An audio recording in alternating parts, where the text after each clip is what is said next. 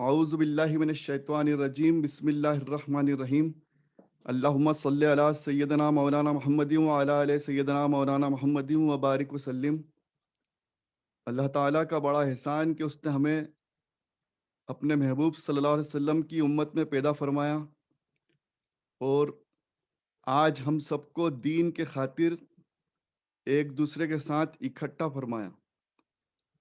آج ہم سب لوگ جہاں دین سیکھنے کے لیے اکٹھا ہوئے ہیں، اللہ تعالیٰ ہم سب کو دین کی سمجھ اور دین پہ چلنا آسان عطا فرمائے۔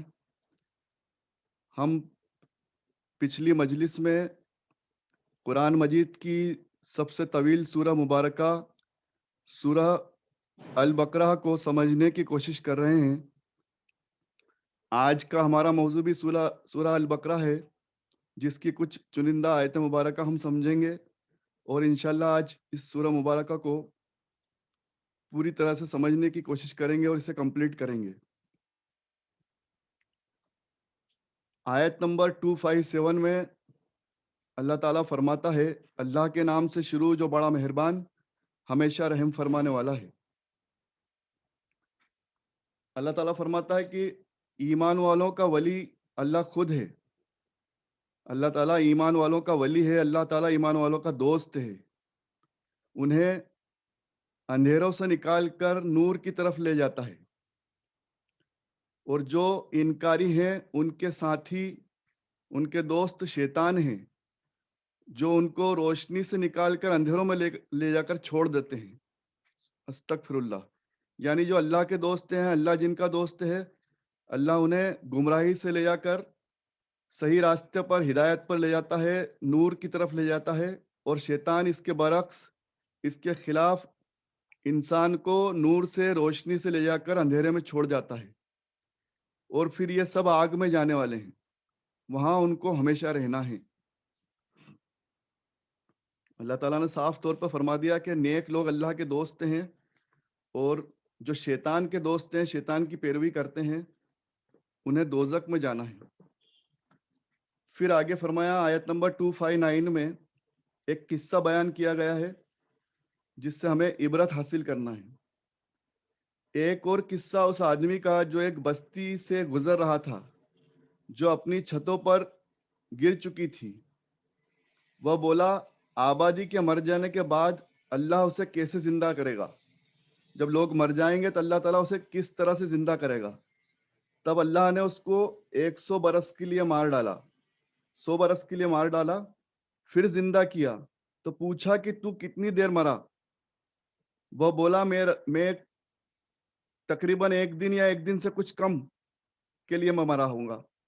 تو اللہ تعالیٰ نے فرمایا، نہیں، بلکہ تو مر کر 100 برس تک پڑا رہا۔ اپنے کھانے پینے کی چیزوں پر ذرا نگاہ ڈال، وہ سڑ گل گئی ہیں، اور دیکھ لے اپنے گدھے کو، مطلب وہ اپنے گدھے کو دیکھ لے جو مر کا ہڈی کا چورا ہو گیا ہے، اور تیرے کھانے پینے کی جگہ دیکھ لے، کھانے پینے کی جگہیں، چیزیں وہ سڑی نہیں ہیں۔ سڑ جانا تھی، 100 سال میں سڑ گل جانا تھی، لیکن وہ ہم نے جسے چاہا اسے بچا لیا، اور گدھے کو ہم نے مار دیا، اس کی ہڈی کا چورا ہو گیا۔ تو اس قصے کو ہم انسانوں کے لیے ایک نمونہ بنانا چاہیں گے، اور اب دیکھ لے کہ اس گدھے کی ہڈیاں کس طرح ہم نے واپس اس میں جوڑ دیتے ہیں۔ مطلب جو چیزیں خراب ہو گئی تھیں ان کو پھر سے اچھا کر دیا۔ 100 سال میں کھانے کی چیزیں سڑ جانا چاہیے، گل جانا چاہیے، گدھا مر کر ہڈی ہڈی ہو گیا، لیکن پھر سے اللہ تعالیٰ نے ان کو سب کو اچھا کر دیا، پھر اس کو جوڑ دیا، سب کو برابر کر دیا۔ 100 سال کے وقت کے بعد پھر اس پر گوشت چڑھا کر چمڑے کا لباس پہنا دیا۔ یہ سب بات اس کے سامنے کھل گئی، اس کو اس بات کا احساس دلا دیا کہ تو 100 سال تک مرا رہا، 100 سال بعد ہم نے تجھے زندہ کر دیا، تیری کھانے پینے کی چیزوں کو بالکل ویسا ہی رکھا، گدھا جو مر چکا تھا اس کو واپس ہم نے زندہ کر دیا، اس کو پھر سے کھڑا کر دیا۔ تو یہ سب تیرے سامنے نشانیاں ہیں۔ اس کو دیکھ کر وہ بول پڑا کہ میں جان گیا، مجھے سمجھ میں آ گئی کہ اللہ ہر چیز پر قدرت رکھتا ہے، سبحان اللہ۔ تو یہ قصہ بھی اس امت کے لوگوں کے لیے اور آنے والی تمام امتوں کے لیے اللہ تعالیٰ نے کر کے دکھایا دنیا میں، ایک انسان کو مارا، 100 سال بعد اسے پھر زندہ کر دیا، اس کی کھانے پینے کی چیزوں کو برابر کر دیا، اس کے گدھے کو صحیح کر دیا، سدھار دیا، مارنے کے بعد پھر زندہ کر دیا۔ تو یہ سب نشانیاں اللہ تعالیٰ نے لوگوں کو دکھائی.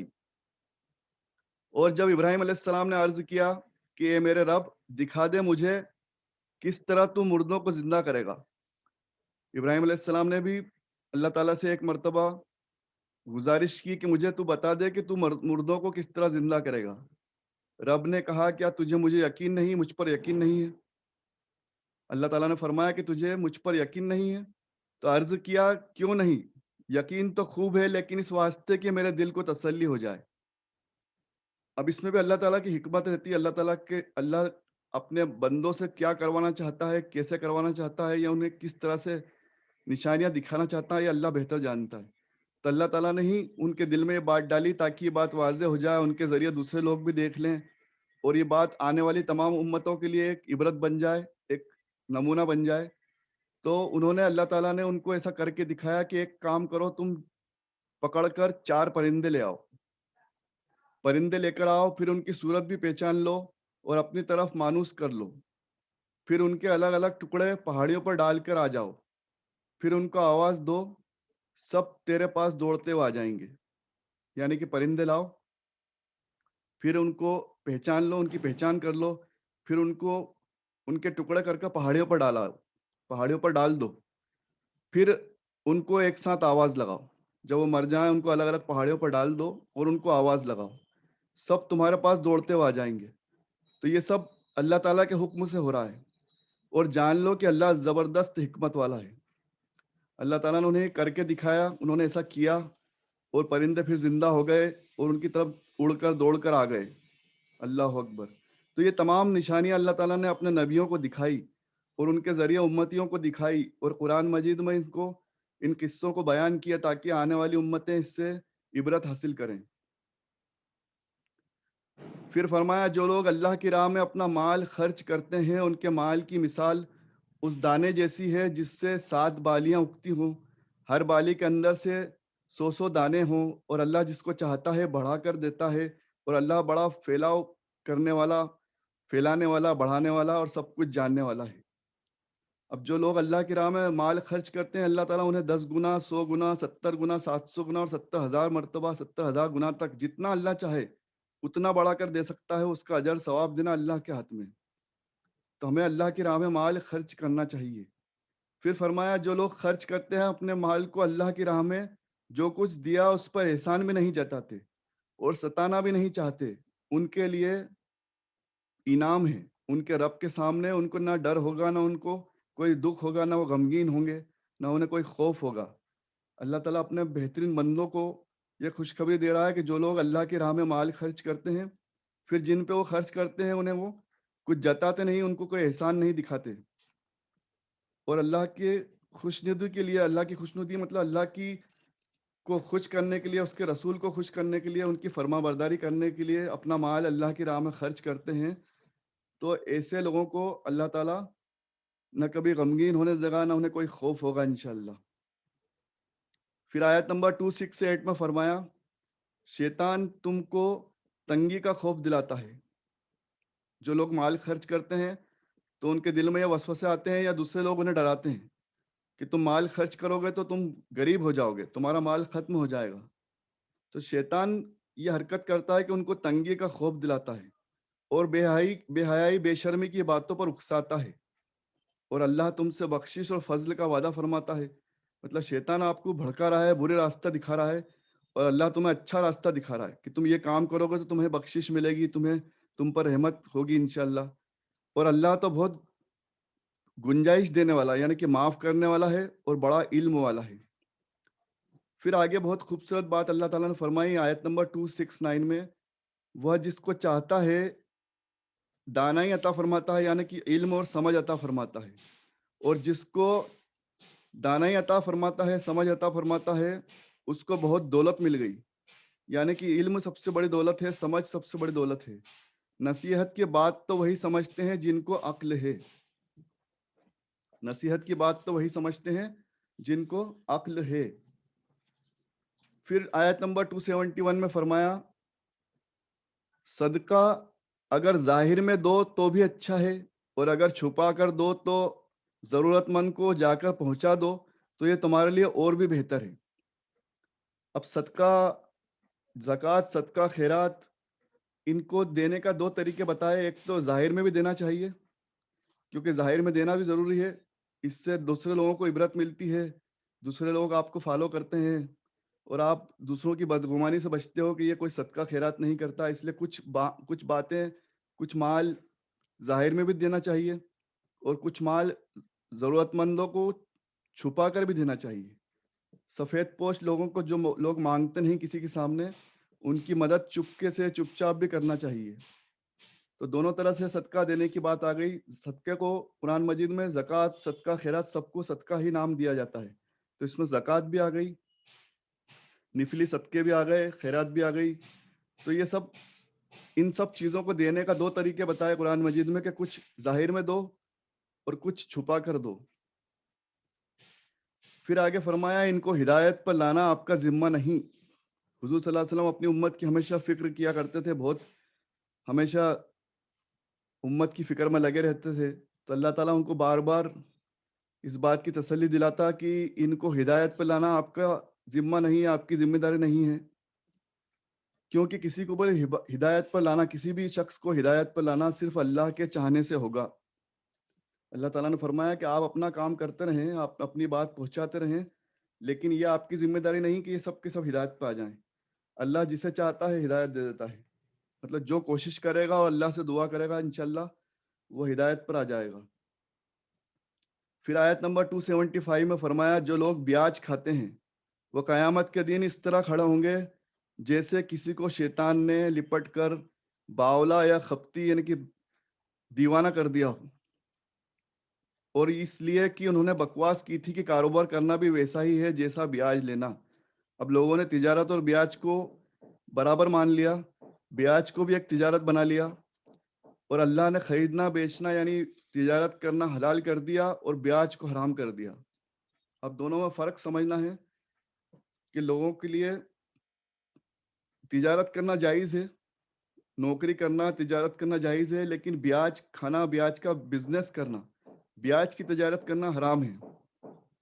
بس جس کو اب اس کے رب کی طرف سے نصیحت پہنچ جائے وہ بیاج کھانا چھوڑ دے. پہلے تو جو ہو چکا وہ ہو چکا، اور اس کا فیصلہ آگے اللہ کے اختیار میں ہے. اور جو کوئی بھی بیاج کھائے تو ایسے لوگ آگ میں جائیں گے اور اس میں ہمیشہ ہمیشہ رہیں گے. استغفر اللہ.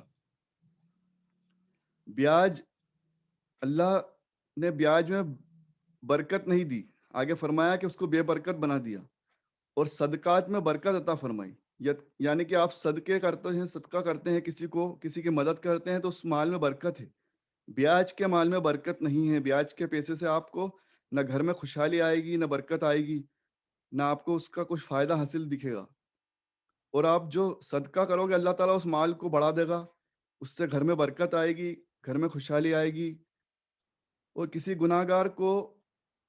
بھی گناہ گار کو، نافرمان کو اللہ پسند نہیں فرماتا. پھر آگے فرمایا 278 میں اے ایمان والو ڈرو اللہ سے، اور جو بھی تمہارا بیاج لوگوں پر باقی ہے اسے چھوڑ دو. اگر تم ایمان والے ہو تو لوگوں کو رعایت دے دو، ان پر بیاج کو معاف کر دو.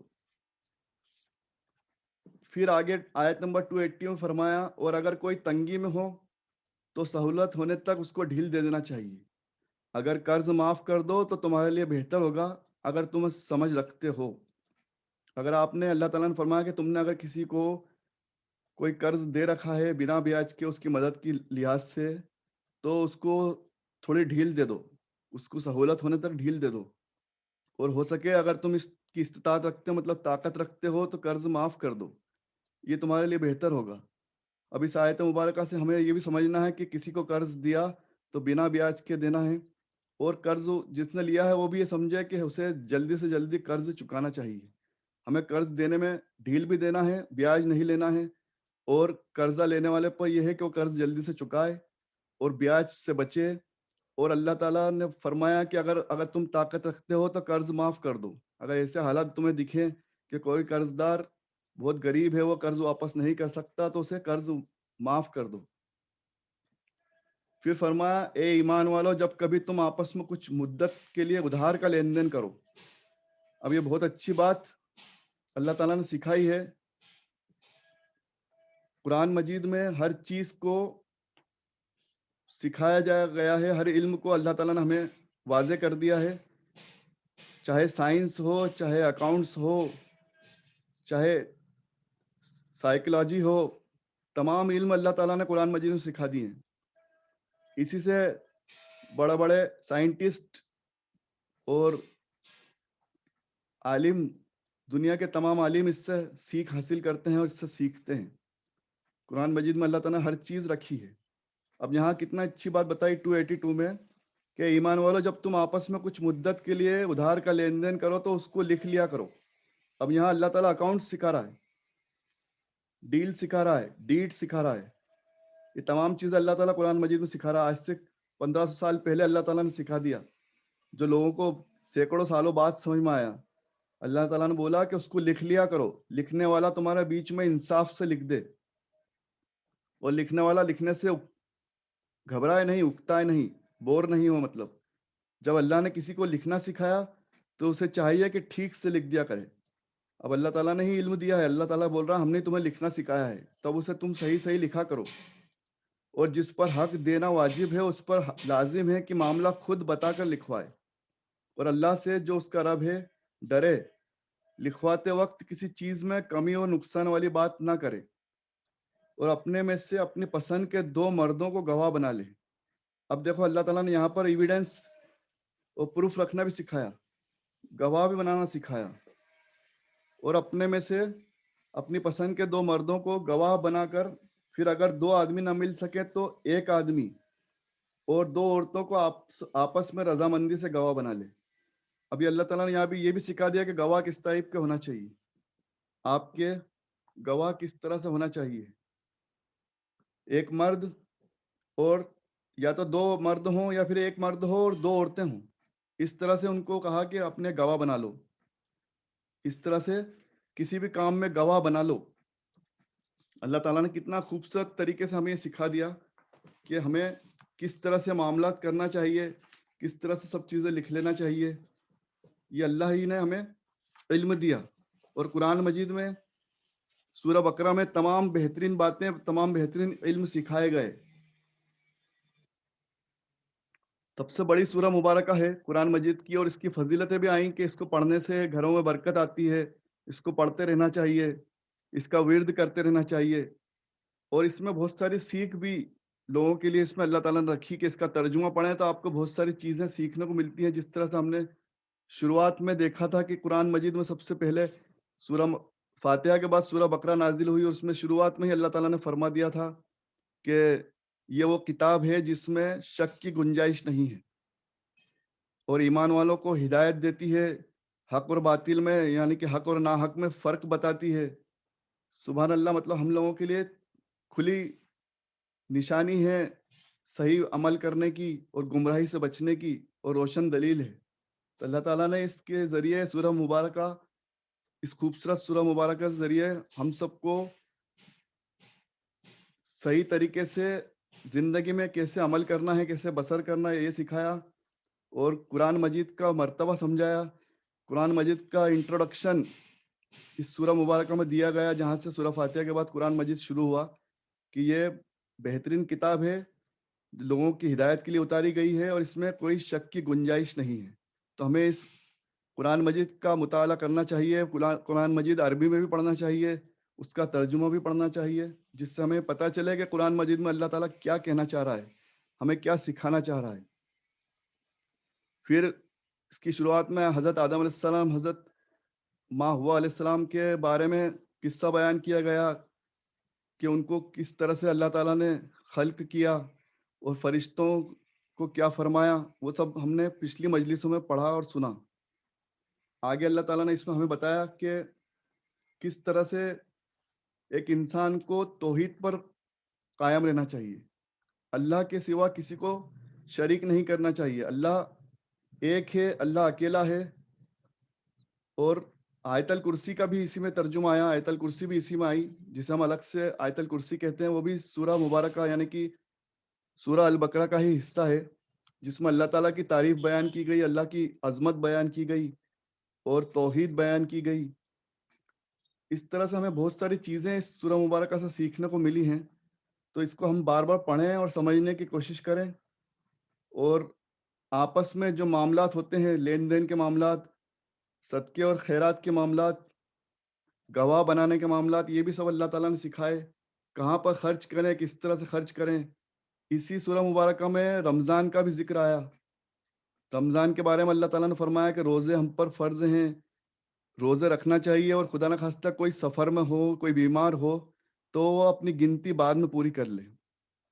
بہت خوبصورت بات اللہ تعالیٰ نے قرآن مجید کے ذریعے ہم تک پہنچائی کہ وہ ہم پر کسی طرح کی ہم کو کسی طرح کی پریشانی میں نہیں ڈالنا چاہتا۔ اللہ تعالیٰ نے صاف طور پر فرما دیا کہ ہم یہ نہیں چاہتے کہ تم کسی پریشانی میں مبتلا ہو جاؤ، کسی طرح سے تم پر کوئی تنگی آ جائے، کچھ پریشانی آ جائے۔ اس نے ہمیں چھوٹ دے دی کہ ہم روزوں کی گنتی بعد میں پوری کر لیں، یعنی کہ قضا روزے رکھیں۔ تو یہ بھی ہمیں یاد رکھنا ہے کہ رمضان کا مہینہ آتا ہے، رمضان کے مہینے میں روزے رکھنا ہے، اور خدا نخواستہ کسی کے روزے چھوٹ جائیں تو وہ بعد میں گنتی پوری کر لے۔ قرآن مجید میں اس کی چھوٹ سورہ مبارکہ میں، سورہ البقرہ میں ہم نے پڑھی کہ اسے دی گئی کہ وہ اپنی گنتی بعد میں پوری کر لے۔ تو یہ بھی اسی سورہ مبارکہ میں بات آئی رمضان کی بھی۔ تو یہ اس طرح سے بہت بہترین اور بہت خوبصورت باتیں اس سورہ مبارکہ میں بتائی گئیں، سمجھائی گئی، اور پورا ایک نظام جس کو کمپلیٹ کوڈ آف لائف کہا جاتا ہے، انسان کو جینے کا پورا نظام سورہ البقرہ میں سمجھایا گیا، شروع سے لے کر آخری تک۔ اور ہمیں یہ بتایا گیا کہ قرآن مجید تمہارے لیے ہدایت ہے، اس کی تلاوت کرو، اس کو سمجھو، اس کو پڑھو، اور پورا سمجھو کہ ہمیں لائف کس طرح سے جینا ہے۔ بیچ میں طلاق کے بھی معاملات آئے، طلاق کے بارے میں فرمایا گیا کہ طلاق کا معاملہ کیا ہے، اس کے بعد اس پر کس طرح سے لوگوں کو اس پہ کس طرح سے بچ کر چلنا چاہیے۔ اللہ تعالیٰ کو طلاق ناپسندیدہ عمل ہے، اللہ تعالیٰ چاہتا ہے کہ تم ایک دوسرے کے ساتھ اچھے اخلاق سے رہو، بہترین طریقے سے زندگی جیو۔ یہ تمام سیکھ ہمیں اللہ تعالیٰ نے سورہ البقرہ میں شروعات میں ہی سکھا دی اور سمجھا دی۔ اب اس کے آخر میں سورہ بقرہ جب یہاں پر اختتام پر جا رہی ہے، اس کی جیسے ہم نے شروع میں دیکھا کہ سب سے زیادہ آیت مبارکہ اور سب سے بڑی سورہ مبارکہ ہے، تو ٹوٹل 286 آیت مبارکہ اس میں ہیں۔ تو 285 اور 286 کے بارے میں یہ بھی کہا جاتا ہے، مفسرین محدثین فرماتے ہیں کہ یہ جنت کے خزانوں میں سے خزانے ہیں، جنت کے خزانوں میں سے ایک خزانہ ہے۔ اس سورہ مبارکہ کا جہاں اختتام ہوتا ہے سورہ بقرہ کا، آیت نمبر 285 اور آیت نمبر 286، یہ ہمارے لیے بہت بڑی، جیسے تو پوری قرآن شریف ہی ہمارے لیے بہت خوشخبری ہے اور ہمارے لیے رہنمائی ہے، لیکن یہ دو آیت مبارکہ ہمارے لیے بہت خاص اس لیے ہے کہ اس کا ورد ہمیں روزانہ کرنا چاہیے، روزانہ اس کا ورد کریں، روزانہ اس کا ترجمہ پڑھنے کی کوشش کریں، اور اس کو ایک دعا کے روپ میں پڑھیں، دعا کے طریقے سے پڑھیں۔ مفسرین و محدثین فرماتے ہیں کہ یہ دعا نبی کریم صلی اللہ علیہ وسلم کو معراج شریف میں سکھائی گئی تھی۔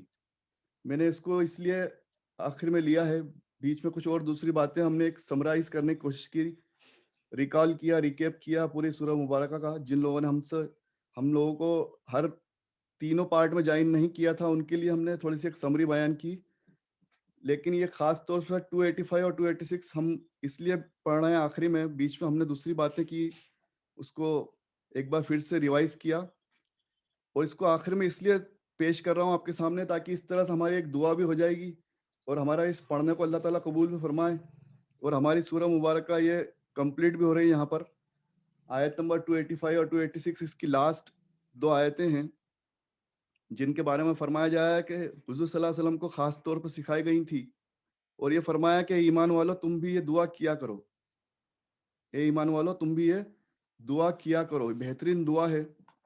اللہ تعالیٰ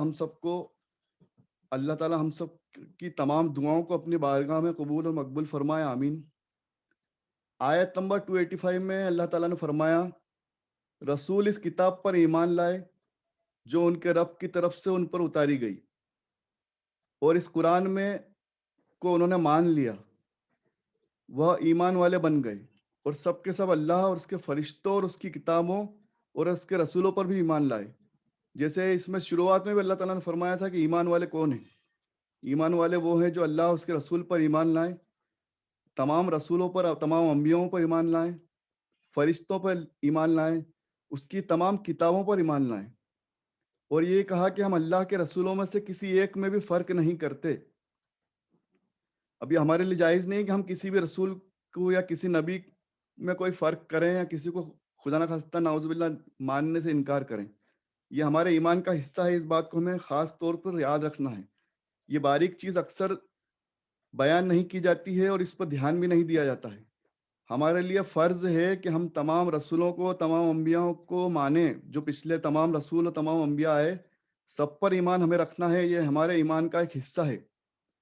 اور کسی ایک میں بھی فرق نہیں مانے. اور عرض کیا کہ اے اللہ، ہم نے سن لیا اور قبول بھی کر لیا جو سب اللہ تعالیٰ نے ہم پر فرض فرمایا، ہم پر ایمان میں لازم فرمایا، وہ ہم سب نے سن لیا ہے اور اس پر ہمیں قبول بھی کرنا ہے.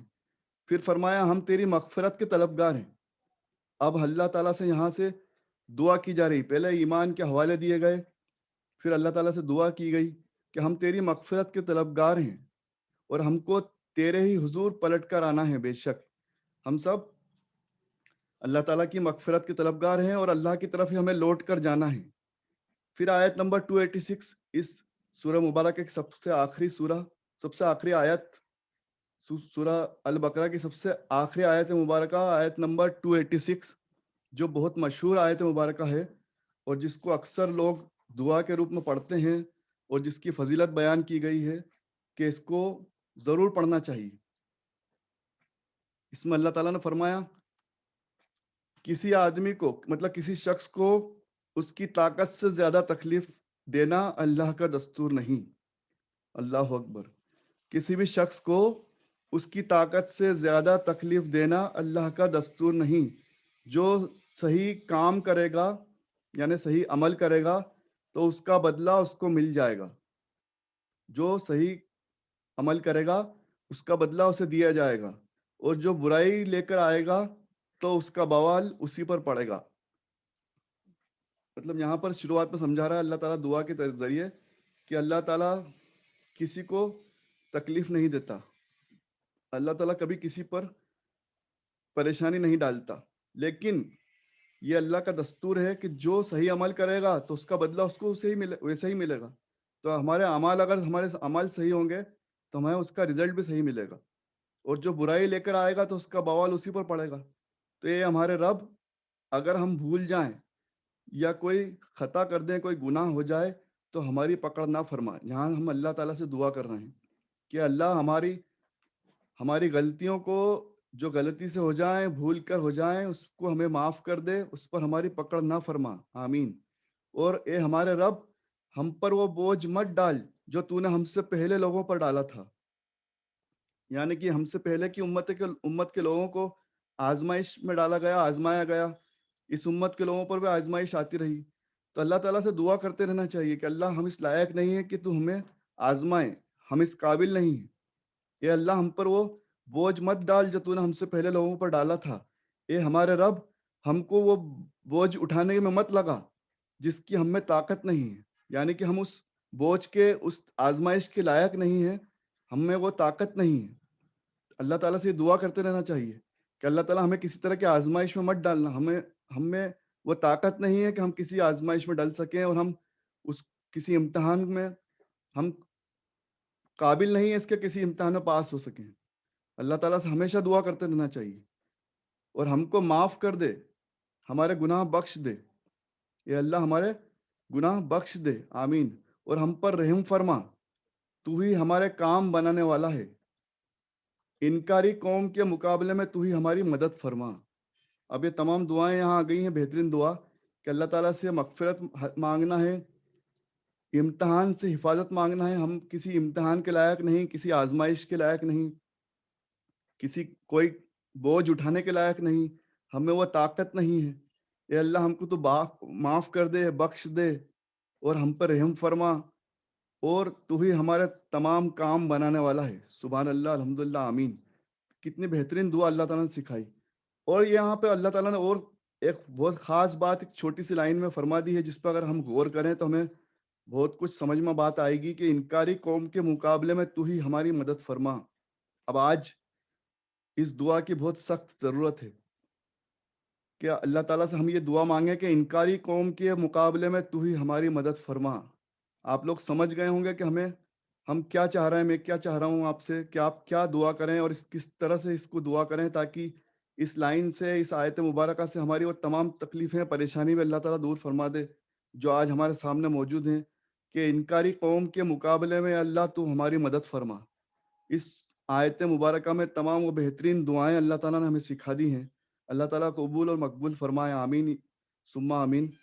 تو اس طرح سے اللہ تعالیٰ نے اس سورہ مبارکہ میں ہمیں قرآن مجید کا انٹروڈکشن بھی دے دیا، نیکی کیا ہے یہ بھی سکھا دی، نیک لوگ کون ہیں یہ بھی بتا دیا، کس طرح سے دنیا میں زندگی بسر کرنا ہے، کیسے اپنے معاملات رکھنا ہے یہ بھی سکھا دیا.